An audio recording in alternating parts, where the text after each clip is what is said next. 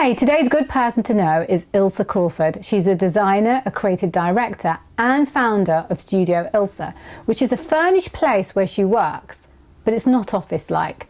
And even the kitchen resembles that of a home environment more than an office. And that's because 87% of our time is spent indoors. And so Ilse says that space demands respect, and design plays an important role as to how that feels. Ilse's main fascination is what we do in a 24-hour period, and so she focuses on the small, everyday activities that make ordinary extraordinary. In this video, Ilse briefly explains the process she took to fit out an airport lounge, and she said ultimately the focus was on health and well-being.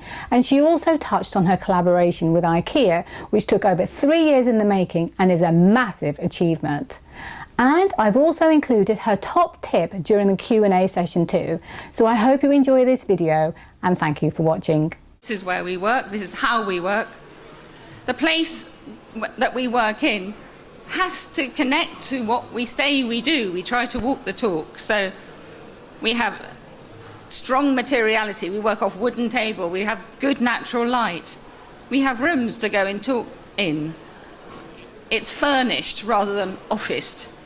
We have a great kitchen where we cook together. We eat together once a week, all together, 25 of us, and all of us make lunches in groups together during the week. It makes such a difference. In our own work, we set out to always think about how something works. At the studio, we mostly do the insides of buildings, which means how they look and feel, but also obviously how they work, how they support people in their daily activity, as value systems, as businesses. I mean, what goes on inside buildings absolutely fascinates me because it's where we live. Apparently, we spend 87% of our time indoors, inside buildings. So that area has to be given more attention, more respect, really, I think, within the process of building. And design can play such an important role in determining how that feels. In practice, what people pay us to do is to develop design strategies as well as their translation and execution. So we have to make sense of their reality to understand how something will be used and will be used in the foreseeable future, taking into account social, economic trends, and then adding as much humanity and idealism as possible. My fascination is with our daily realities, so that what we do in 24 hours, what we touch, how we behave. I mean, my upbringing was part Danish, so the concept of hygge, which I'm sure some of you have heard of, was very much part of our way of life. This idea that you focus on small, everyday activities that make the ordinary extraordinary, and that these are the things that give life meaning and depth, and that connect us as human beings. To make livable spaces, places where people can feel at home, designers must understand how to properly integrate the senses and common sense. How can knowledge of our senses help us to create livable spaces? We have to design with our senses in mind. Otherwise, spaces become unfriendly and useless. For example, in the context of Cathay Pacific, we were asked to look at airport lounges. We pitched for the job. And we spent a lot of time in lounges. And my first question really was, why the hell would you go to a lounge?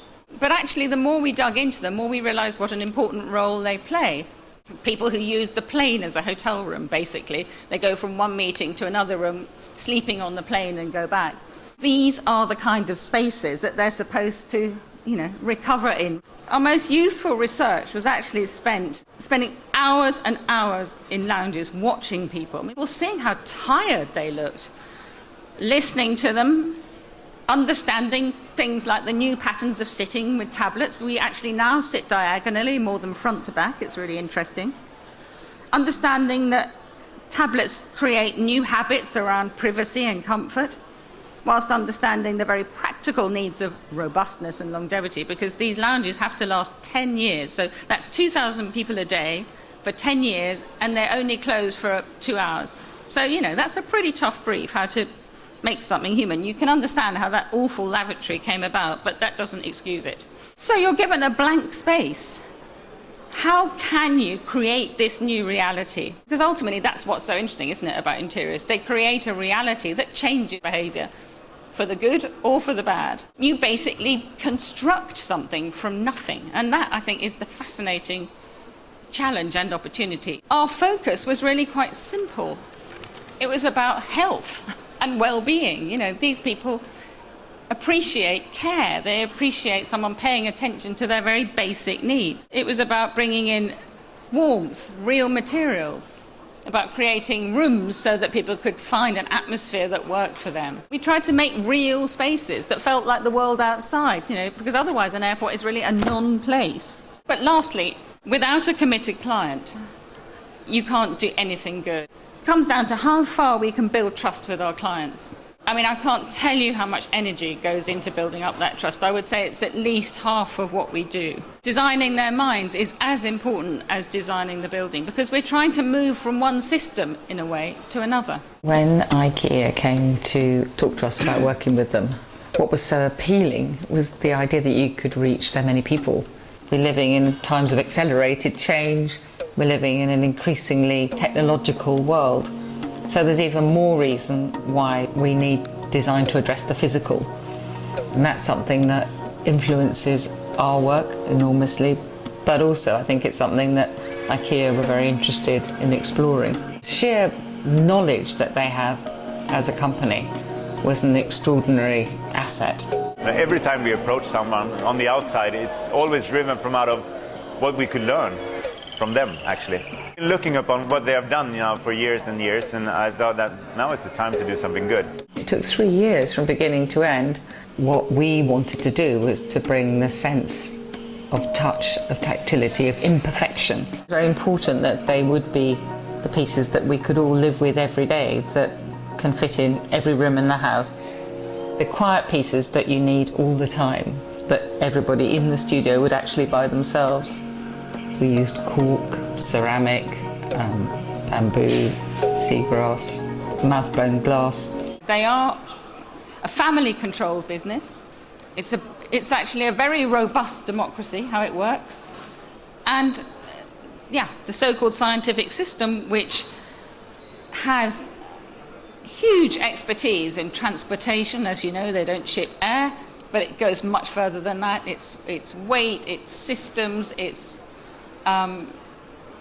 how it's displayed, its coatings. They're big enough to challenge production. But this is what you work with, you know, a vast table of experts around a table. Everybody has a voice. At the very end of our process, one of the guys in charge of lorries actually said to us, look, I know you've sized it right for the van, but you need to take some more off it, because otherwise any damage and they won't get ordered. And so, of course, off came a couple more centimetres from our table that we'd laboured on its proportions. But I have to say, one of the things that I love the most about this collection is that when I see it in the stores, everyone strokes it. We started with the factories, basically. We started with natural materials. If it's humanly possible to do mock-ups, is always worth fighting for in a contract. We try as much as we can, even just to do a slice, just to understand how it feels when you put all those elements together. What I really liked about Ilse's talk was that she said we need to be more mindful and respectful of the space that we occupy, because that's where we spend most of our time. So I hope you enjoyed this video. Please subscribe to see more, and thank you for watching.